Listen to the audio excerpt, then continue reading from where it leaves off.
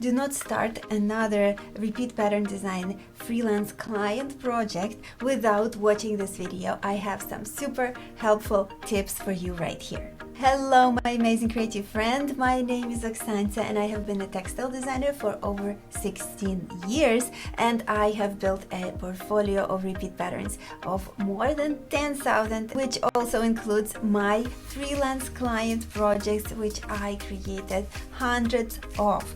And based on these projects, I have some super helpful tips for you in this video on how to maximize your freelance client projects and how to make sure that you protect yourself and make sure that you get some great things for your portfolio, and coming up right in this video. This video idea actually came from my online course student who asked how to optimize my client projects, what actually to do during the client projects, and how to protect yourself. While all the steps that you need to do in a surface pattern, repeat pattern design project for a freelance client are a bit on the lengthy side, I have a video with some of the steps laid out as in a more of a bigger outline for you that can be still super helpful in the description linked below. You can check that out after watching this video. However, I have 3 super helpful tips so that you do not miss out on some great protection for your freelance client projects, as well as some great perks that not many beginner designers know about. So first of all, I have to say I am not a lawyer. I speak on this topic from the perspective of being a designer for over 16 years and working with many customers and clients, freelance clients all over the world. And these tips really helped me out. But please consult a lawyer in your particular case, because you might have a specific problem or situation that you need to know about, as well as for the first tip that we are talking here. And the tip is always having a contract between you and your freelance client for every design that you are creating for them, or that you already created and you are licensing to them. So this video is not necessarily all about contracts, but it is just a point here to remind you to never start a project without having a contract. And the contract can be more in depth and lengthy, created for you by your lawyer, or your contract can be drafted based on a template. And I, for example, use a contract that I created with my lawyer based in California, United States, and I have a template of that in my Pattern Master Academy course if you want to look at that, because that comes with explanation how to use these contracts and the contract created by a lawyer with my input, because not all lawyers know what to put inside of a textile design contract, specifically what needs to be listed there. However, of course, they know much better on the legal side of things, and I know more over what entails into a particular design, especially fabric design, textile design project. No matter how you go about it, I do recommend that you consult a lawyer. That's the best way to do it, but you still, no matter how you do it, I still recommend that you always have a contract. And in the contract, what needs to be outlined is the scope of work, project deadlines and milestones, payment terms and conditions, rights and usage of the final design, revisions and additional charges, among other things. Those are like the important things to point out. And of course, the names, the contact information of the you and the client. And then I like to actually describe exactly what they want from the pattern that will be created, or the exact names and types of patterns that are being licensed from my existing portfolio, and what kinds of licenses will be created. So very important there is this contract protects you and protects your client all at the same time, and you can tweak it while in conversation with your client. So again, contact your lawyer for your particular situation, but this is a good reminder for you as a creative business person and the surface pattern designer.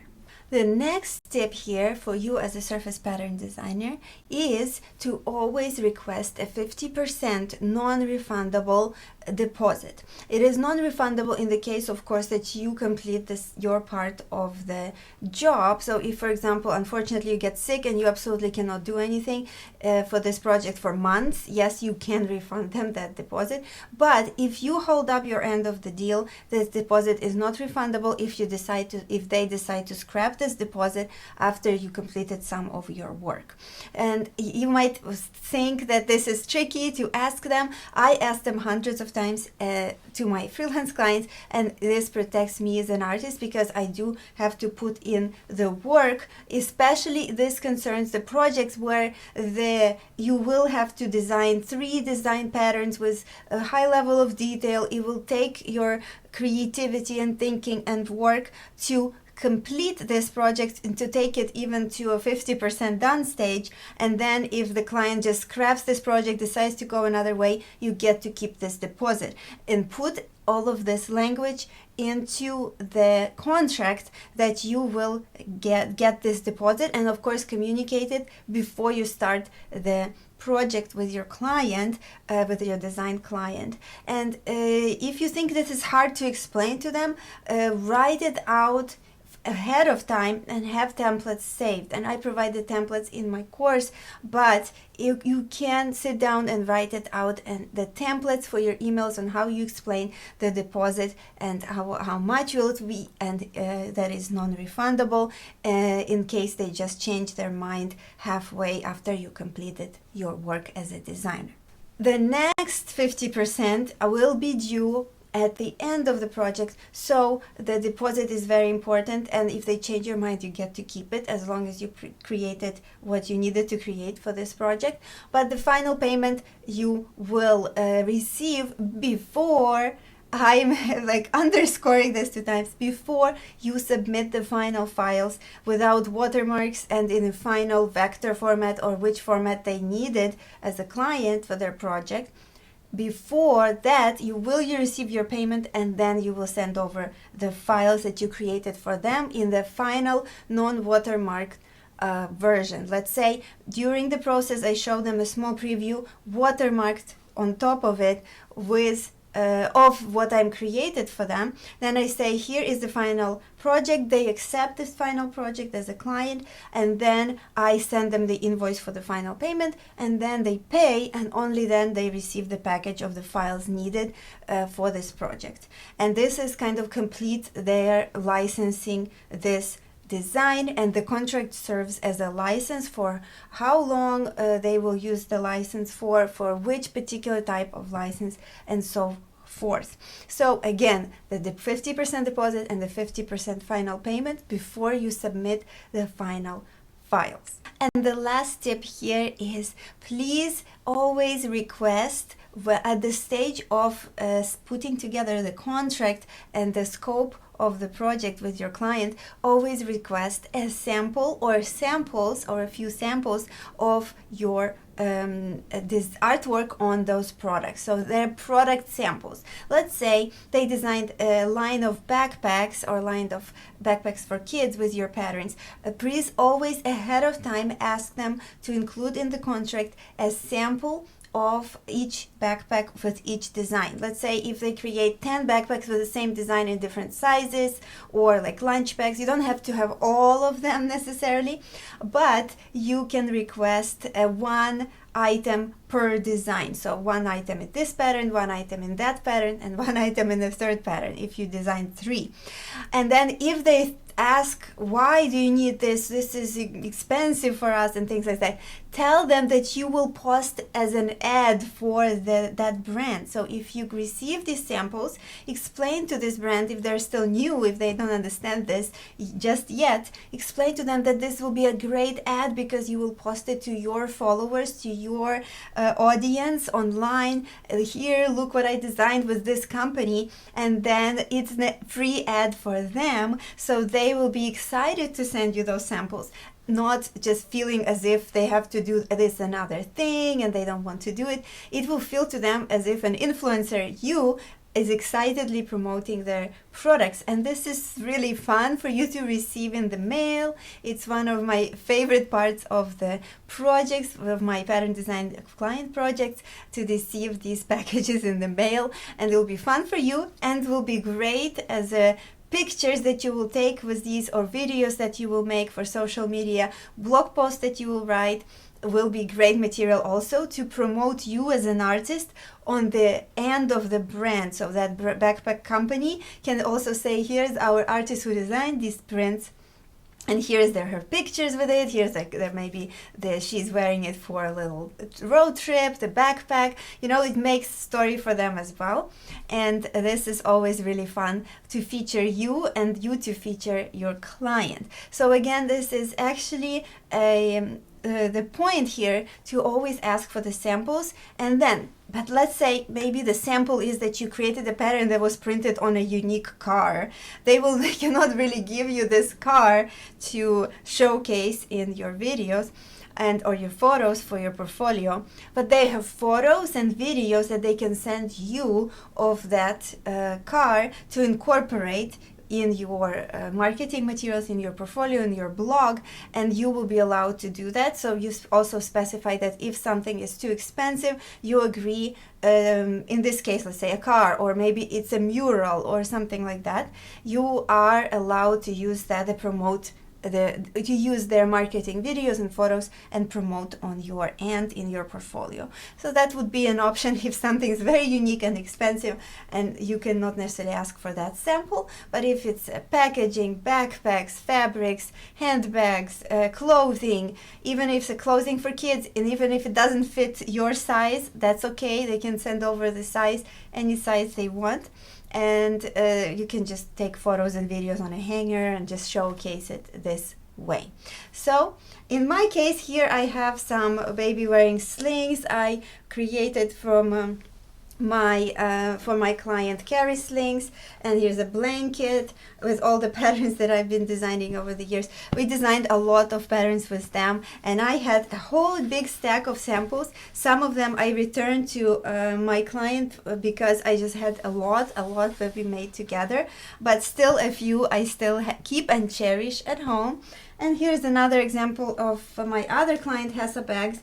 And this was a fun traveling bag with the peace signs and leaves here on the olive branches pattern that I designed for them.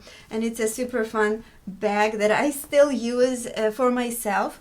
And there is a backpack with the black backpack with a pattern, with constellation pattern that I designed for them years ago, and we still use it when we are going out and about on our adventures for snacks and water and things like that. So I actually still use many of the samples that I received, and I like showcasing them and talking about them, which also helps my clients, but at the same time showcases my work as a portfolio.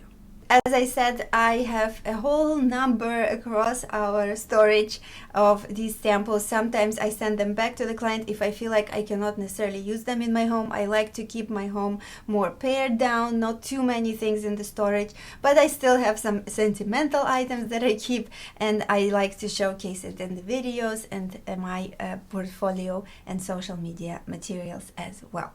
So I hope you find these tips helpful. Tip 1, always have a contract. Use a lawyer, please, for your particular situation. Tip 2 is to always stipulate a 50% non-refundable deposit as long as you did the work that was needed if the client decides to go another way, and after you did your work, you get to keep your deposit. And then never send over the final files without sending the deposit, the final 50% payment. You already have the 50% deposit in the beginning before you start your work, and then you have the 50% final payment at the end before you send over the final unwatermarked files to your client.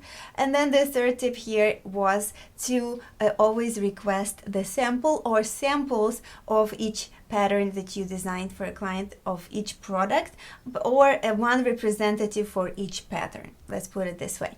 And then you can promote your clients and they can promote you by creating these materials together. I do hope this was helpful. If you want to learn more about how to become a textile designer and design for freelance clients on surface pattern projects, please click this playlist next to watch more videos on this topic. And if you like this video, give me a like and share with your creative friends who might find this video helpful. That really helps my channel out. And if you want to see more of these videos, please subscribe and hit that notification bell icon next to the subscribe button. And the subscribe button is under this video to get more videos just like this one in your inbox and not miss any of them. Thank you so much for watching. Hop on over to watch the playlist next, and I will see you in my next video. Bye!